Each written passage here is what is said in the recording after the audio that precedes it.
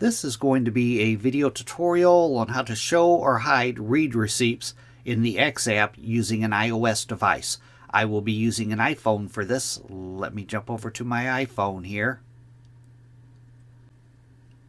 I have my phone opened up now and I am on the Twitter app.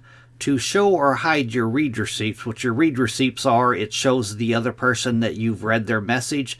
To enable it or disable it, first thing you want to do is go off to the upper left hand corner up to your little profile icon, tap on that. Then you want to go down to where it says Settings and Privacy and tap on Settings and Privacy. Now on this page you want to scroll down just a little ways to where you see Privacy and Safety. Tap on Privacy and Safety. Then you'll scroll down a little ways further to where you see it says Direct Messages. Tap on Direct Messages. And towards the bottom, you want to scroll down a ways. Right here, Show Read Receipts. If this is toggled on, other users can see if you've read their message or not. If it's toggled off, they can't see if you've read their messages. That is how to enable or disable read receipts on the X app using an iOS device. Thanks for watching.